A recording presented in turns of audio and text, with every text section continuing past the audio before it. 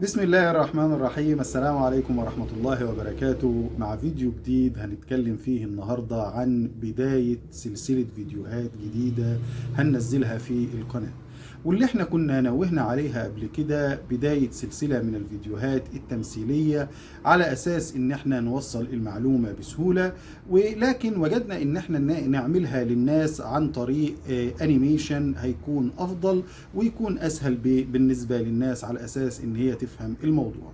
ويا ريت ان انتوا تشوفوا الفيديو لغايه اخر الفيديو وتقولوا لنا رايكم في الفيديوهات، هل ان احنا نستمر ونطور في الفيديوهات بنفس الطريقه، ولا ان احنا نرجع للفيديوهات بتاعتنا اللي احنا بنتكلم معاكم زي ما بنتكلم بالاسلوب ده. هستنى تعليقاتكم ان شاء الله واشوف الفيدباك بتاعكم عن الفيديوهات الجديده، وان شاء الله اتمنى ان هي تعجبكم، وطبعا اتمنى ان انتوا تدعمونا بالسبسكرايب واللايك والشير وتفعيل زر الجرس، والتعليقات بتاعتكم مهمة جدا جدا جدا بالنسبة لينا. ويلا نبدأ مع بعض الفيديوهات بتاعتنا. واول فيديو هنتكلم فيه النهاردة ان شاء الله عن الكحة اللي بيكون مصاحب ليها بلغم. يلا بينا ونشوف الفيديو، واتمنى ان هو يعجبكم.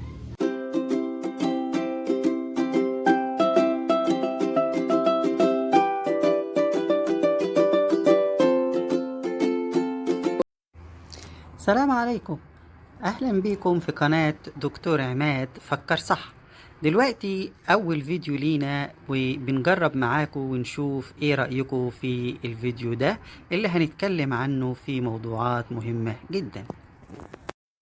السلام عليكم يا دكتور.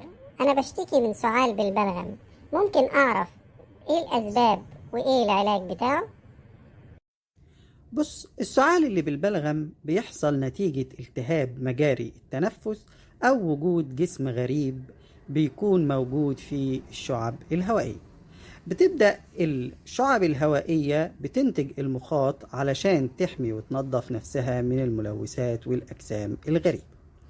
أما الأسباب بتاعة السعال اللي بالبلغم، أول حاجة ممكن يكون مرض فيروسي زي إيه؟ زي نزلات البرد أو الإنفلونزا، عدوى الرئتين أو المجاري التنفسية المتصلة بالرئتين زي الالتهاب الرئوي، التهاب الشعب الهوائية، التهاب الجيوب الأنفية أو مرض السل. أمراض الرئة المزمنة زي مرض الانسداد الرئوي المزمن زي إيه بقى؟ اللي هو بيسمى بالCOPD. كمان الارتداد المعدي المريئي اللي بيكون عبارة عن أحماض المعدة بترتد للمريء، وده ممكن يسبب السعال واللي بيكون بالبلغم، وغالبا بيحصل بالليل. آخر حاجة وأهم حاجة هي التدخين، لأن التدخين زي ما احنا عارفين بيعمل مصايب كتير وقلناها لك قبل كده. كمان بيكون بيسبب مشاكل في المجاري التنفسية والرئتين، وبيعمل السعال المصاحب بالمخاط.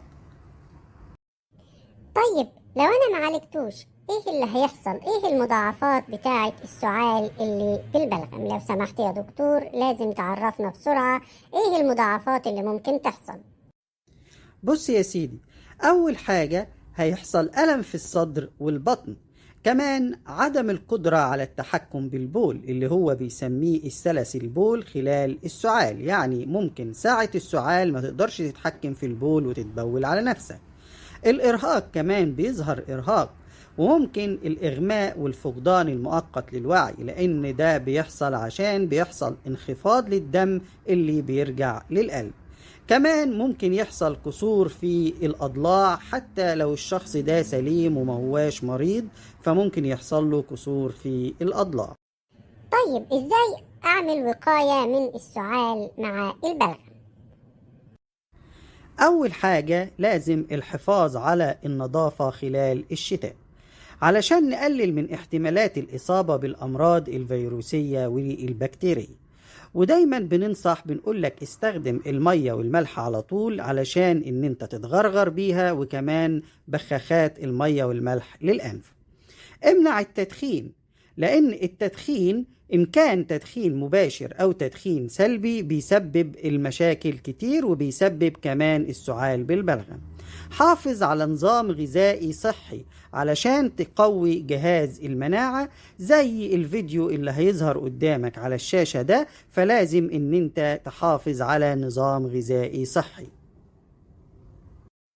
يلا يا دكتور قول لي بقى العلاج علشان اقدر ان انا اتخلص من الكحة اللي بالبلغم اللي تعباني وقرفاني وكل شوية تعباني بتصحيني من النوم، وكمان بالنهار بتخليني ما اقدرش اشتغل ولا اكمل شغلي براحتي. بص دلوقتي انا هنصحك ان انت تستخدم علاجات طبيعية مش علاجات دوائية، لاننا هنحتاج في اوقات لاستخدام المضاد الحيوي، وده زي ما انا شرحت لك قبل كده ان هو هيكون تحت اشراف طبي، ولازم نعمل مسحة طبية علشان نشوف ان كان عندك بكتيريا ولا عندك التهاب فيروسي. اول حاجة بنصحك بيها هي الزعتر، وهو بيساعد في علاج السعال والتهاب المجاري التنفسية العليا والشعب الهوائية، وده لأن فيه مركبات بتقدر توقف السعال. كمان بيساعد على إرخاء عضلات الحنجرة وبيقلل الالتهاب. نحضره ازاي؟ حضر مشروب الزعتر ان انت بتجيب معلقتين صغيرين من الزعتر المطحون مع كوباية مية سخنة، وابدأ غطيها لمدة 10 دقايق، يعني ما تغليهوش، اوعى تغليه. تاني حاجة هي وصفة الكتان والعسل والليمون، لأنهم بيساعدوا في تهدئة الشعب الهوائية وبيقلل السعال، وكمان بيخفف الالتهاب. هنغلي معلقتين في كوباية مية وأضيف عليهم 3 معالق عسل وعصير ليمون. تالت حاجة هو ورق الجوافة، وبنعتبره من أشهر الأعشاب لعلاج الكحة وطرد البلغم. هنجيب ورق الجوافة ننقعه في مية سخنة ونحط عليه عسل نحل ونبدأ إن احنا نشربه. دول 3 وصفات طبيعية مهمين جدا هيقضولك على السعال اللي بالبلغم وينظفولك الرئتين خالص. أشكرك يا دكتور على المعلومات المفيدة اللي انت فدتني بيها، وإن شاء الله أتقابل معاك في فيديو جديد ونشوف مرض جديد وتقدر تحلهولي، وأنا أسألك عن أي شيء مش عارفه وانت تقدر ان انت تفيدني إن شاء الله.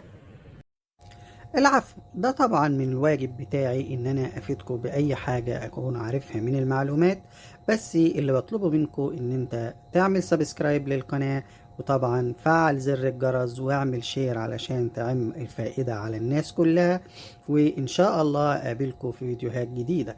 واوعى تنسى ان انت تفكر الناس علشان تعمل السبسكرايب الجميل بتاعهم. هسيبك أنا مع أصدقائك علشان تكلمهم قبل ما تقفل الفيديو، ويلا مع السلامة. أسيبكم يا أصدقائي مع السلامة، وأشوفكم في فيديوهات جديدة. واوعى تنسى لو أنت عاوز تشوفني مرة تانية إن أنت تعمل سبسكرايب ولايك وشير للقناة وفعل زر الجرس علشان يوصلك كل جديد. يلا أشوفكم في فيديوهات جديدة، باي باي. لا تنسوا الإعجاب بالفيديو والاشتراك في القناة.